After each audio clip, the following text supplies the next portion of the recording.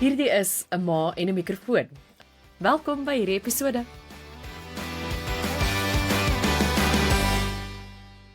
Vanja, jy gesels met ons vanuit Amerika vandag. 'n Lekker gesprek. Ek dink so 'n paar weke gelede nog was Afrikaanse mense of Afrikaners in Amerika nie juis 'n ding gewees nie, maar met al die gebeure van die laaste paar weke is julle eintlik nou nog 'n groot gesprekspunt. Maar jy's nou nie een van daai vlugtelinge nie.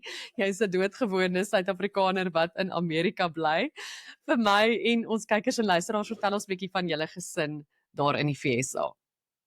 Nee, so ek sal dit graag doen en dankie vir hierdie geleentheid. So ja, ek, my man, Nico en my twee dogters bly in Arlington, Virginia. Dit is net buite Washington DC en ons is nou al 9 jaar daar. Eintlik Julie nou is dit 9 jaar. Ja, so ons is baie gelukkig hier en ja, dis nou lekker somervakansie by ons. So byna 'n dekade, dit is regtig lank genoeg dink ek om te kan sê jy's ingesettel en jy ken al die land, jy's nou regtig nie meer 'n nuweling nie. So hoe oud is jou kinders? Is hulle daar gebore? Vertel ons bietjie van wanneer julle en hoekom julle soontoe gegaan het en hoe julle julle gesin daar gevestig het. Ja, dis 'n is 'n great vraag. Om eerlik vir jou te sê, ek kan nie glo dis al 9 jaar nie. Dit het in 'n oogwink verbygegaan. Maar hoe dit gebeur het was ek het 'n werksgeleentheid gekry deur die maatskappy vir wie ek gewerk het in Suid-Afrika om vir so 2 of 3 jaar in Amerika te gaan werk op 'n langtermynprojek. En ons het net so baie geniet dat ons dit verleng het en uiteindelik soos die kinders het daar skool gegaan. Hulle is in Suid-Afrika gebore, so hulle was 1 en 3 toe ons oorgetrek het, so baie klein. Ek sal dit nie aanbeveel as jy met klein kinders na 'n nuwe land toe trek nie, dis moeilik. Maar hulle is basies al die hele lewe al hierso en dis wat hulle ken. Maar hulle is baie gelukkig. En ja, toe het ons deur die hele proses gegaan van ek het vir visa gekom, werksvisa, na 'n paar jaar aansoek gedoen vir 'n green card, ons het dit gekry en dan wag jy 5 jaar vir die green card. En daarna dit kan jy aansoek doen vir burgerskap. So dit het ons dit laas jaar gedoen, so ons het laas jaar burgerskap gekry en toe kon stem ook in die verkiesing laas jaar. Ja, so jy kon in daai 2024 verkiesings kruisie gaan trek. Maar so Ja. dit ek neem aan toe julle gegaan het, was julle nog nie seker oor julle planne. Dit klink asof julle redelik aangepas het. So is julle nou daar om te bly? Dink julle is Amerikaners en julle gaan vir altyd daar wees? Is julle kinders Amerikaners vir die toekoms om daar te wees of sou julle dalk eendag terugkom Suid-Afrika toe? Hoe lyk julle toekomsplanne? Weet jy, dis 'n baie goeie vraag en ek sou vir jou sê in die begin het ons geen idee gehad nie, want dit was baie goed wat ons nie geweet het nie, baie onsekerheid. Ek was al een keer hier vir 'n kort projek, maar het nog nooit hier gebly nie, so nie geweet wat om te verwag nie. En ons het van die begin af gesê ons gaan vir 2, 3 jaar en as ons nie gelukkig is nie, kom ons terug. So ons het altyd soos daai plan B gehad van as dit nie uitwerk nie, kan ons terugkom. En ek moet sê die eerste jaar of so was baie moeilik. Jy sou dink met 'n land wat westers is, wat Engels praat, wat jy sien op die TV en jy dink, "O, ek verstaan hoe dit werk, hoe die mense is, daai kultuur." Dit is heeltemal anders as wat ons gewoond aan is.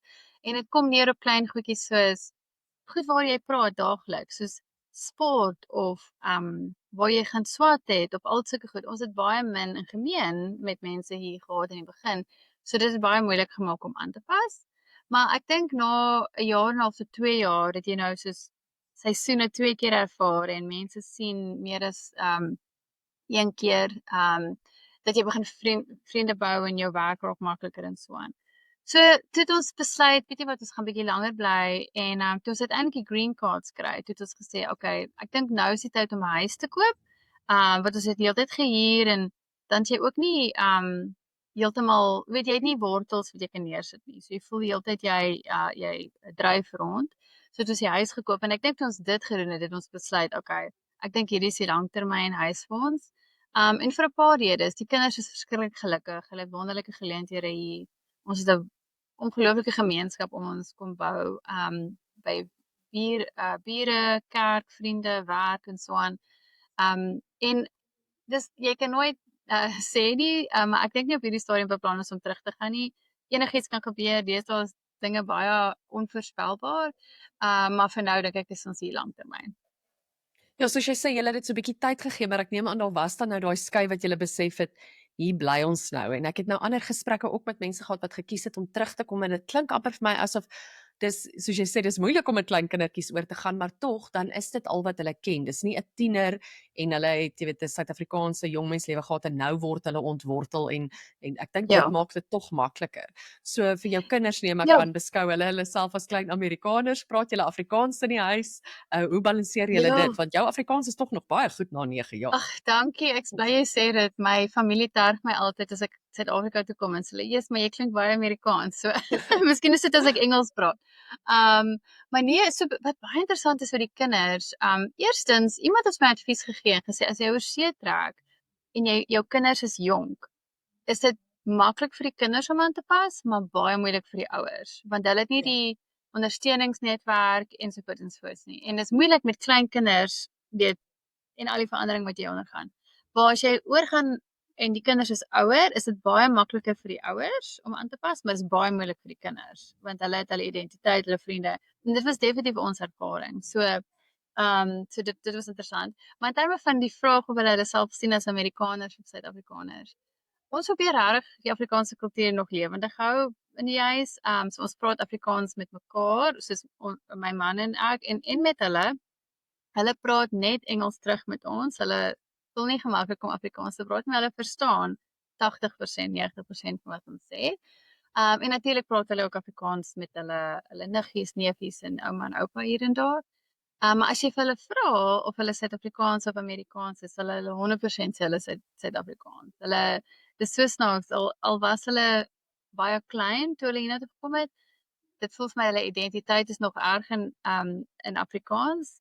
En soos hulle kyk rugby en cricket en eet biltong en al die lekker goed wat ons as kan sê as Suid-Afrikaners doen. En dit snaaks as hulle vriende by die skool vir hulle vra, jy weet wat is hulle en hulle sê hulle is Suid-Afrikaans. En die vriende sal sê, "Nee man, wat van praat jy? Klink soos ek, jy lyk soos ek ken jou al my hele lewe." Jy is Amerikaans en hulle sal sê nee, ons is trots Suid-Afrikaans. So dis vir my baie mooi om dit te sien. Dat hulle nog daaraan vashou. Dis baie interessant, veral omdat hulle so klein is dat daar tog ietsie van trots Suid-Afrikaans is. En jy het nou gepraat van die neefies en die niggies en die oumas en die oupas. Dit moet ook seker 'n uitdaging wees om daardie bande nog steeds sterk te hou. Doen julle dit en was dit moeilik vir jou en jou man se ouers as hulle nog lewe om julle daai kant van die water te hê, want dis tog ook 'n groot deel wat 'n mens moet inreken wanneer jy daai besluit maak, né? Ja, weet jy nee, almal vra vir ons wat is die moeilikste ding van oortrek? Dit is moeilik om 'n nuwe plek te kry en nuwe dinge van voor af te bou en vriendskappe en werk en al daai goed, maar jy kan al daai goed oorkom. Wat jy nooit kan vervang nie is familie en ek dink dit gaan altyd moeilik wees vir ons. So ons probeer regtig baie moeite doen vir die kinders veral om gereeld met hulle oumas en oupas te gesels. Ons doen baie keer soos WhatsApp calls of Zoom calls, waar hulle gesels met mekaar. My kinders is bietjie ouer nou, hulle is 9 en 12. So byvoorbeeld my 12-jarige het 'n Apple Watch. Sy het nog nie 'n foon nie, maar sy sal byvoorbeeld nou direk gesels met ouma en oupa en in kontak bly. En dan probeer ons soos elke tweede jaar gaan vakansie hou daar. Dan gaan ons vir lank, vir soos 3-4 weke. En dan die ander jare dan kom hulle vir ons kuier. So daarom sien ons mekaar een keer 'n jaar. Dis nou nie ideaal nie. Maar dis genoeg dink ek om die band te hou. En jou vraag oor hoe was dit vir die grootouers? Dit was verskriklik moeilik vir hulle. En dis interessant, my ouers was teenoor my man se ouers het anders dit geprosesseer. Maar dit was verskriklik moeilik want hulle kan nie hulle kleinkinders sien nie.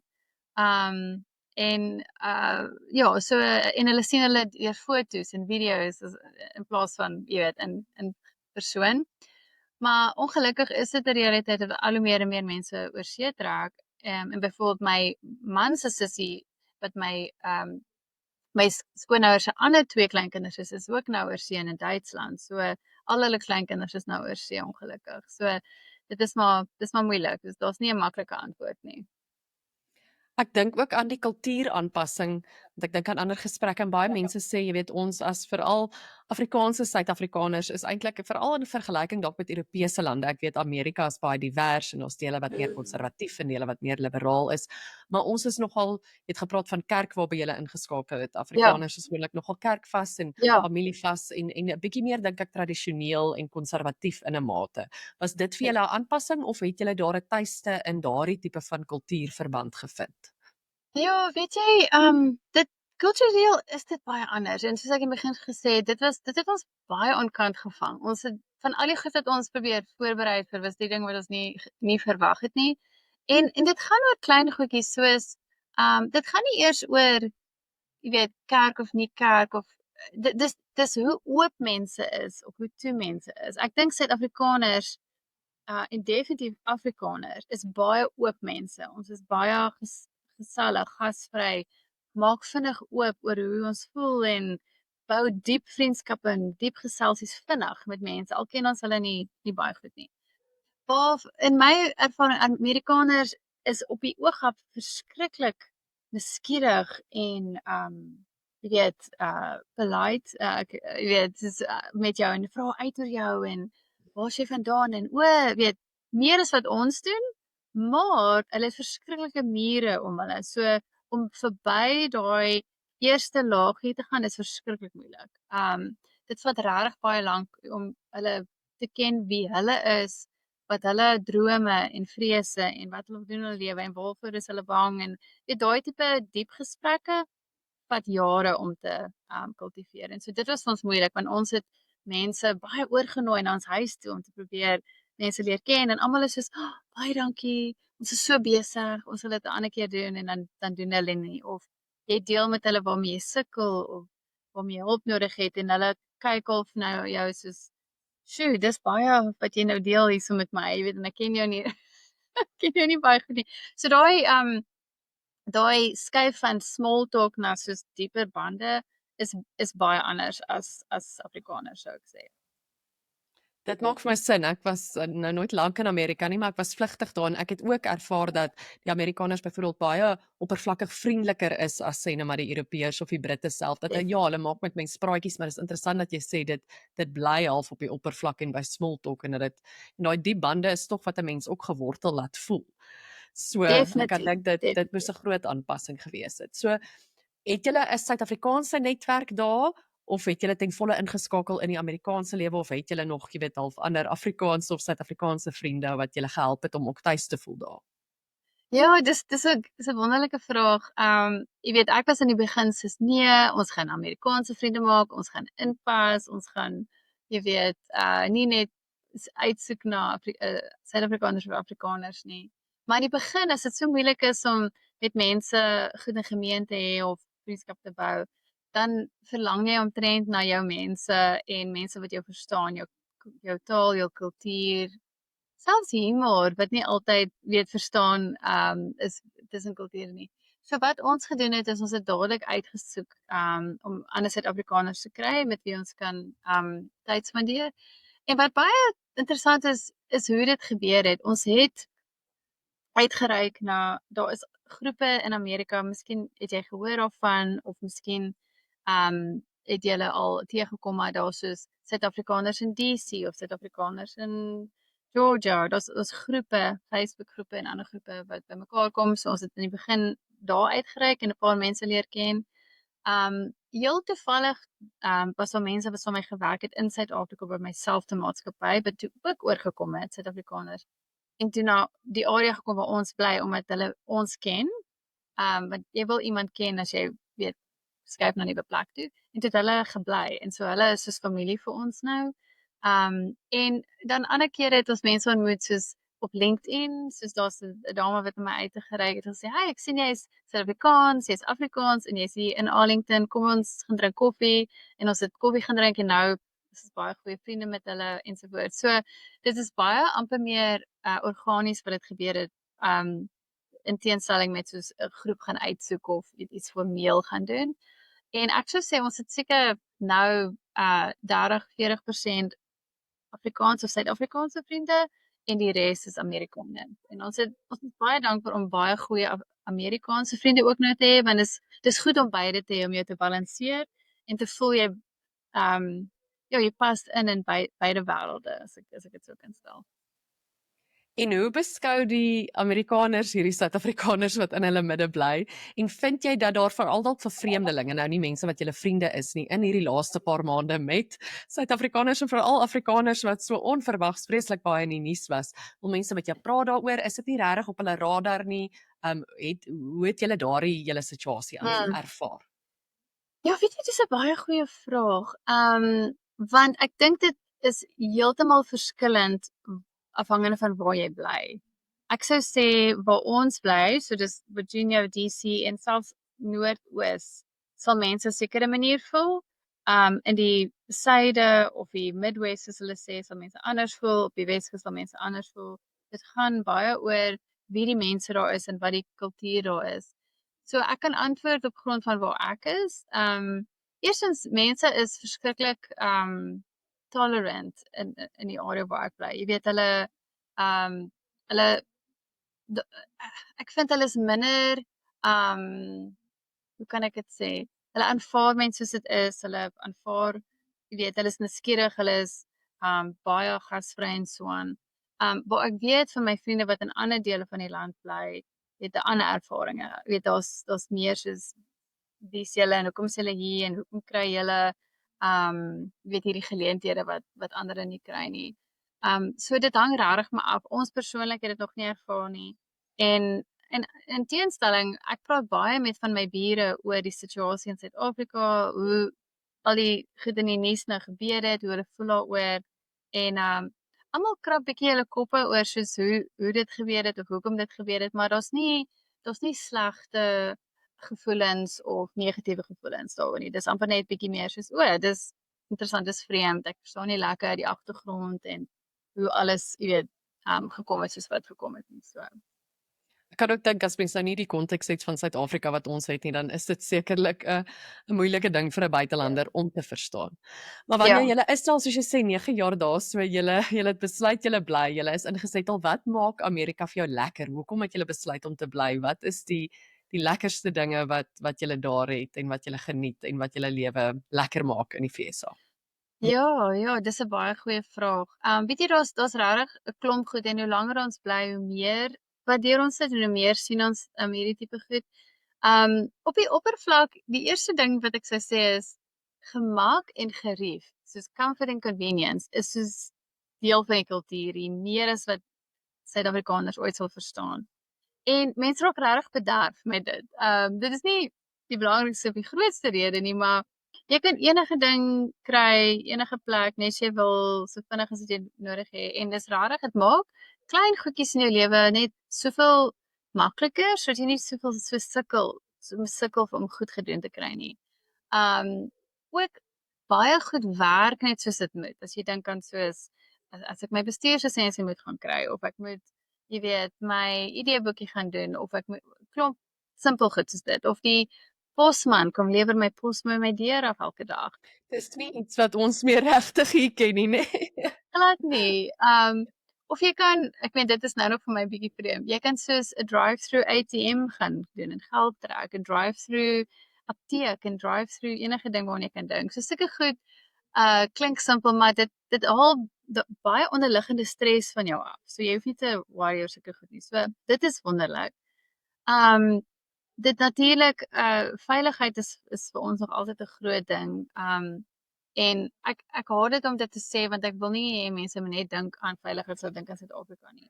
Maar vir ons was dit so 'n goeie verrassing en 'n goeie aanpassing om nie daar te bekommer nie.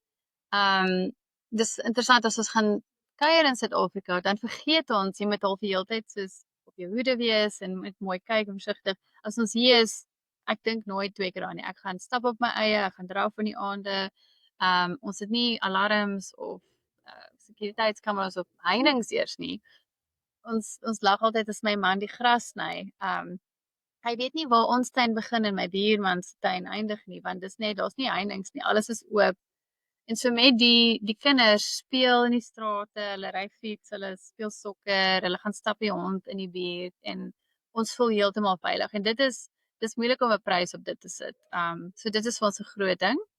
En dan sal ek sê, ons is lief om te verken. So dis 'n groot land met ongelooflike interessante plekke om te gaan sien. So ons toer baie rond, ons geniet dit verskriklik baie. En dan laastens sal ek een van die grootste punte opsom met terme van geleentheid. So my man en ek werk beide in soos finansies en consulting basically.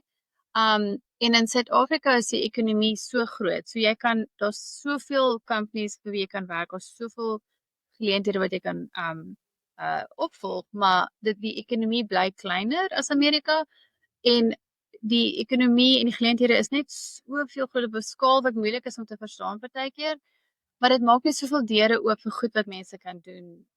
Tipe geleenthede waarvoor jy gaan. Ons is altyd so geskok in die begin van mense gee 2 weke kennis as hulle bedank.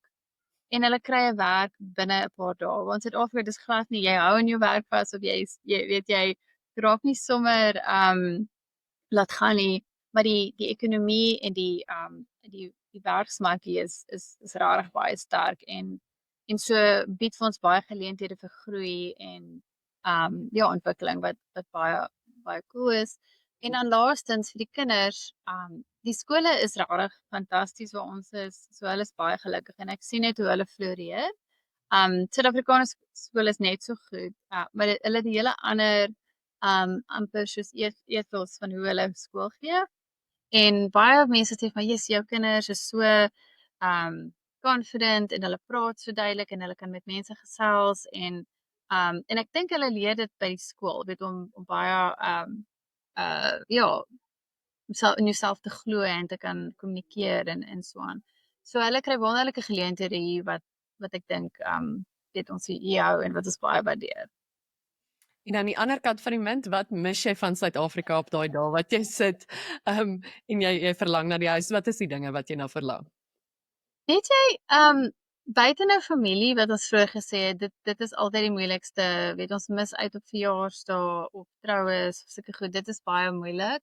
Um maar een van die ander goed wat ons mis en mense lag hulle altyd dood vir my is ek sê kos. Ek mis kos. En as jy vir Amerikaners dit sê, dan sê hulle, o, okay, is dit soos 'n spesifieke Suid-Afrikaanse dis of jy weet, 'n Afrikaanse gereg of iets en dan sê ek nee, net kos. Punt. En wat ek bedoel met dit is ongelukkig omdat Amerika kos op so groot skaal produseer, is kos baie processed en het nie verskriklik baie smaak of definisie nie. So as ek 'n tamatie hier eet en ek eet 'n tamatie in Suid-Afrika, die Suid-Afrikaanse tamatie proe altyd lekkerder. En ek dink dit is maar net 'n geval van jy weet die groot skaal waarop alles gedoen word en al die um bymiddels wat hulle insit in kos en goed. So dit mis ons regtig baie. Want dit is jy eet elke dag, klomp keer 'n dag en maak nie saak waar jy gaan nie, jy kry dieselfde ervaring. So as ons Suid-Afrika toe kom dan ooreet ons onsself aan al die lekker kos en al die lekker dinge. En ek probeer op my eie manier maar soos vars groente en vrugte in my tuin groei sodat ek dit kan vars hê en ek weet jy weet presies waar dit vandaan gekom het en dit proe baie lekkerder as die winkel die winkelgoeder. So ja, dis een ding. En dan partykeer net ek sal sê 'n bietjie kultuur en sport en musiek. Jy mis sulke goed. Jy weet jy besef nie jy mis dit tot jy dit nie meer het nie.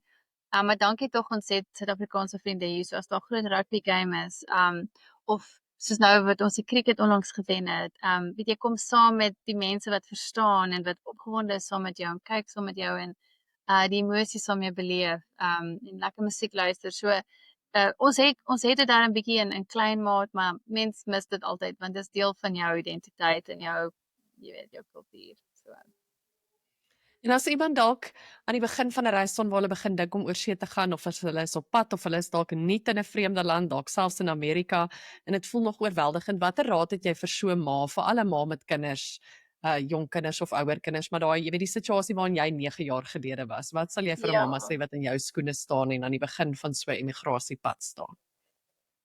Ja, eerstens vra vir hulp soveel en so gou as moontlik. Moenie voel jy moet dit self uitwerk en jy moet self alles kan doen nie. Dit is oorweldigend en daai hele ding van wat hulle sê it takes a village. Jy moet regtig 'n gemeenskap om jou bou.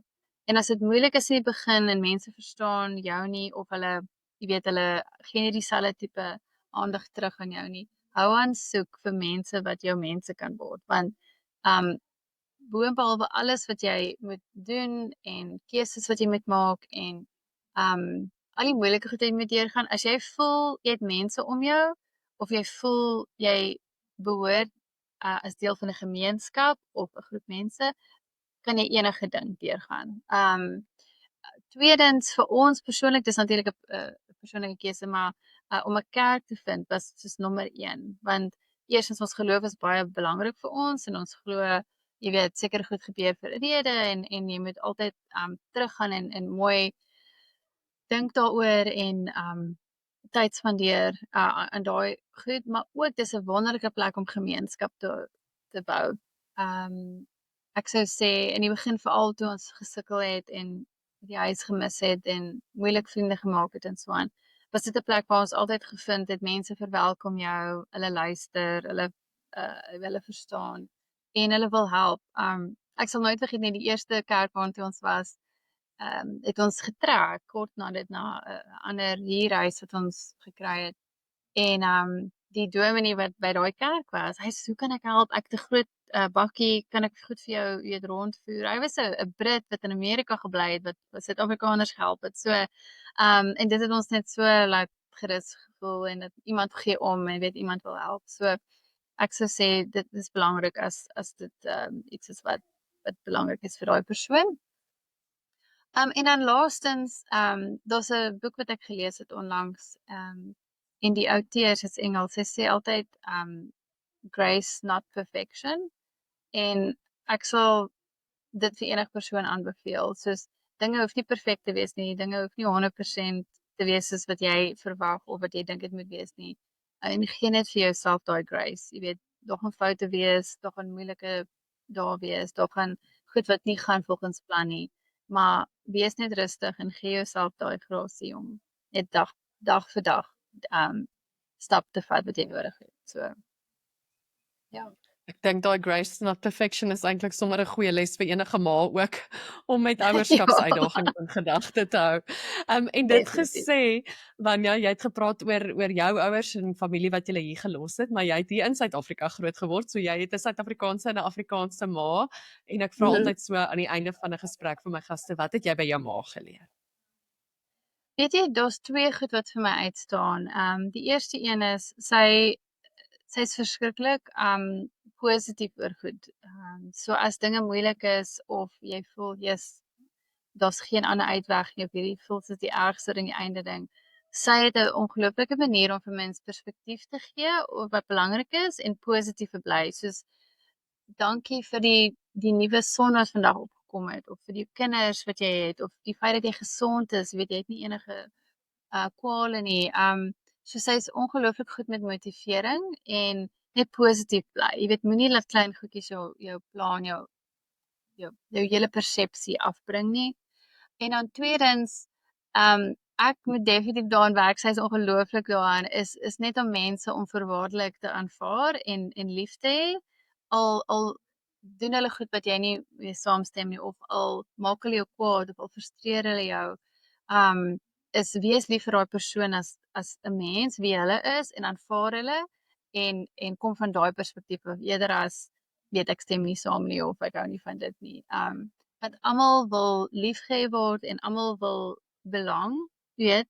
En as jy dit kan gee vir mense dan maak jy regtig 'n imprint op hulle lewe vir die res van hulle lewe. So ek dink so dis seker die 2 goed wat ek altyd sal vashou aan en probeer voortstuur. Dankie Vanya op daardie pragtige noot met jou ma se les. Dankie vir jou tyd en dat jy ten spyte van ons tydsverskil, ons is 6 ure uitmekaar, middag hier by my en oggend by jou, bietjie gedeel het oor julle lewe daar in Amerika en in sulke mooi Afrikaans. Is regtig indrukwekkend dat jy na 9 jaar nog so lekker kan gesels. Maar ek dink dit spreek ook weer van daai Afrikaanse en Suid-Afrikaanse hartlikheid. So baie dankie. Ja, dis 'n groot plesier en dankie vir die tyd. Ja, dis wonderlik om met jou te gesels vandag.